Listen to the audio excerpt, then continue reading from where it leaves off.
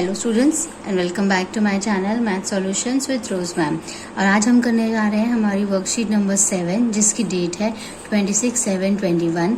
Class 6 की maths की worksheet है और जो चैप्टर का नाम है वो है आपका टू नो आवर नंबर्स। और इसके अंदर जो हमारी लास्ट वर्कशीट थी वो हमारी एडिशन की थी और जो ये हमारी वर्कशीट है आपकी, ये आपकी सब्ट्रैक्शन की वर्कशीट है जिसमें हम सब्ट्रैक्शन को समझेंगे कि सब्ट्रैक्शन जो है वो किस तरीके से किया जाता है। तो सबसे पहले यहाँ पे इन्होंने एक एग्जाम्पल दिया हुआ है और एग्जाम्पल में ये बोला हुआ है 7 frogs are sitting on a wooden trunk, कि जो 7 जो फ्रॉग्स हैं, मेंढक हैं, वो एक वुडन पे बैठे हुए हैं। 2 of them jumped from there। ठीक है, तो इसका मतलब अगर हम एग्जाम्पल लें तो टोटल जो फ्रॉग्स हैं वो हमारे पास कितने हैं? टोटल फ्रॉग्स हमारे पास 7 है। Frogs jumped, 2 of them jumped from there, तो जम्प्ड कितने हो गए आपके? 2 हो गए, तो यहाँ पे हमने 2 लिख दिया। How many frogs are left on wooden trunk, और वुडन ट्रंक के ऊपर कितने बचे? ठीक है, तो फ्रॉग्स लेफ्ट कितने हो गए? तो दोनों को आप माइनस कर देंगे, 7 में से 2 माइनस करेंगे तो क्या आ जाएगा? आंसर आपका 5 आ जाएगा। ठीक है, ऐसे ही एक और एग्जांपल दिया हुआ है। उस एग्जांपल में क्या बोला है आपको? Subtract 28 from 47। 47 में से 28 को माइनस करना है, तो 47 में से सिंपली आप 47 में से 28 को माइनस कर लीजिए।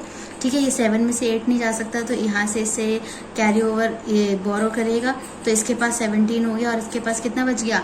3 बच गया। 3 में से 2 गया 1 और 17 में से 8 माइनस करेंगे तो क्या आंसर आ जाएगा?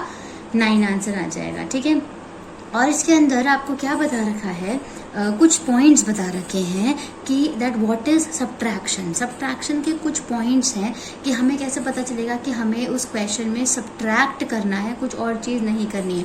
तो उसके लिए हम वर्ड यूज़ करते हैं टेकिंग अवे। जहाँ पे टेकिंग अवे यूज़ किया जाता है उसको हम वहाँ पे सब्ट्रैक्ट करना होता है माइनस।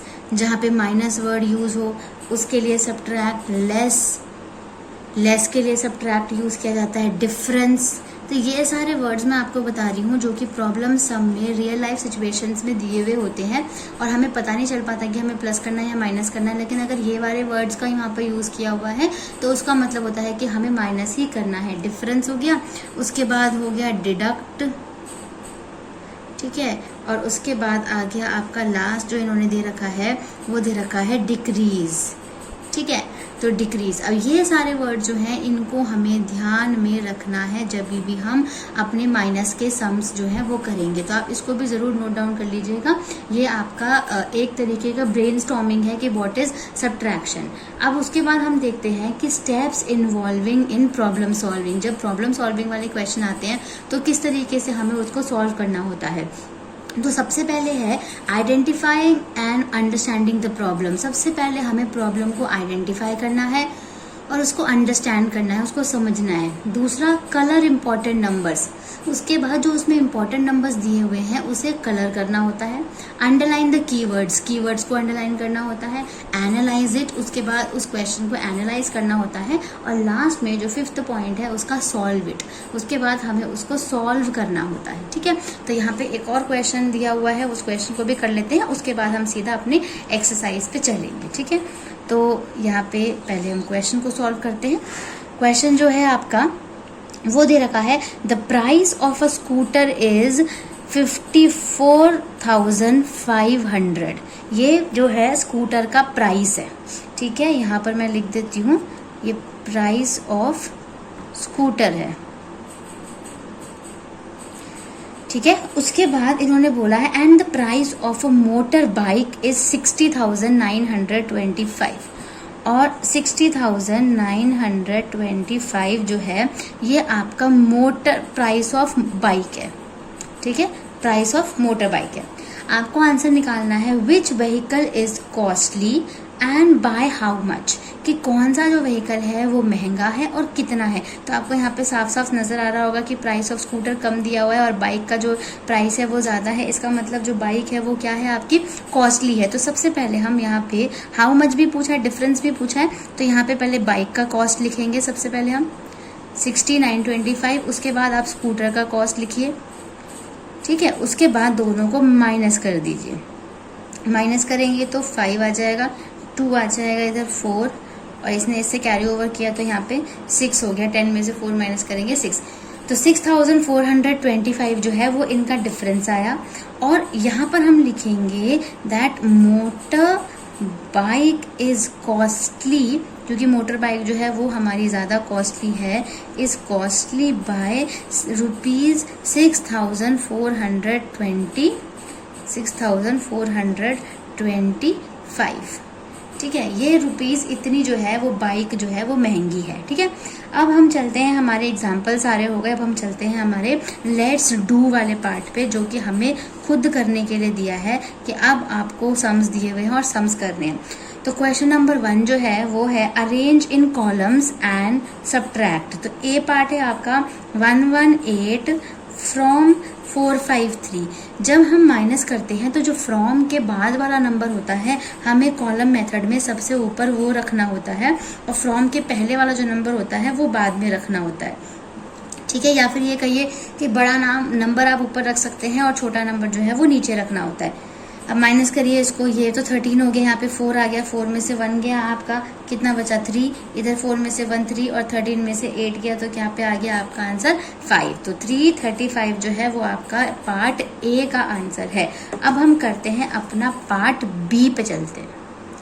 इसमें देखिए पार्ट बी में आपको क्या नंबर दिया हुआ है, 5654 फ्रॉम 7634। तो पहले बड़ा नंबर ऊपर आएगा कॉलम मेथड में, उसके बाद छोटा नंबर 5654, माइनस कर दीजिए इसको, 4 में से 4 माइनस करेंगे क्या आएगा, 0 आएगा। ये इससे कैरी ओवर बोरो कर लेगा, इसके पास क्या बचा 0, इसके पास हो गया 13 में से 5 गया 8, फिर इसने इससे बोरो कर लिया 10 हो गया, इसके पास कितना हो गया 6 में से 5 1, और 10 में से 6 क्या बचा आपका, इधर सॉरी 10 नहीं, इसके पास 5 बचेगा, क्योंकि ये 6 में तो 5 बचा, और 15 हो गया, 15 में से 6 आप माइनस करोगे तो क्या आंसर आ जाएगा आपका 9, और जो आपका फाइनल आंसर है वो है 1980। ठीक है, ये क्वेश्चन नंबर 1 है। क्वेश्चन नंबर 2 देख लो आप। क्वेश्चन नंबर 2 में बोला है bye how much is 45,872 less than 50,000। ठीक है, एक बार मैं क्वेश्चन में लिख लेती हूँ ताकि आप लोग इजिली उसको राइट कर पाओगे अपनी कॉपी में, और वर्कशीट देखने की ज़रूरत नहीं पड़ेगी आप लोगों को। 45,872 लेस देन 50,000, कि 50,000 से जो ये आपका 45,872 है ये आपका कितना कम है ये बता रहे हैं। तो आंसर में सिंपली माइनस कर दीजिए, 50,000 आपका बड़ा नंबर है, 50,000 में से आप माइनस कर दीजिए 45,872, माइनस करेंगे तो ये तो 5 है ना, ये सबको अपना ये बोरो कर लेगा इससे, इसके पास तो 4 ही बचेगा, इसके पास 10, इसने इसको दिया अगेन, इसके पास 9 9 9, और लास्ट वाले के पास क्या होता है 10 होता है। ये आपने छोटी क्लासेस में भी सीखा होगा सब्ट्रैक्ट करना ना, माइनस करना। 10 में से 2 माइनस करेंगे तो इधर आ गया आपका 8, इधर आ गया 2, और इधर आ गया 1, इधर आ गया आपका 4, और इधर 4 में से 4 गया 0, तो ये तो 0 लिखो या नहीं लिखो तो चल जाता है ना। तो बचा क्या 4128। तो ये इन दोनों का डिफरेंस निकला है। ठीक है, अब हमारा है क्वेश्चन नंबर 3। क्वेश्चन नंबर 3 में आपका जो क्वेश्चन नंबर 3 है वो है, हम पहले सुन देते हैं, the difference between 2 numbers is 700, कि जो 2 नंबर्स हैं उन 2 नंबर्स का जो डिफरेंस है वो हमें 700 दिया हुआ है। Suppose x minus Y is equals to 700। क्यों? क्योंकि जो ये x है, मान लीजिए ये एक नंबर हो गया आपका, और ये जो है आपका ये दूसरा नंबर हो गया, इन दोनों का जो डिफरेंस है वो कितना है 700 है। ठीक है, अब हम कैसे करेंगे, if the larger number is 3,340, मतलब लार्जर नंबर तो यही हुआ ना, क्योंकि ये तो पॉइंट में आपका प्लस में है, तो अगर x आपके पास 3,340 है और ये वाला नंबर नहीं पता आपको, ये दूसरा नंबर है आपका, तो आप क्या करोगे, इस वाले नंबर में से अगर आप 700 को माइनस कर दोगे ना तो आपका सेकंड नंबर निकल जाएगा।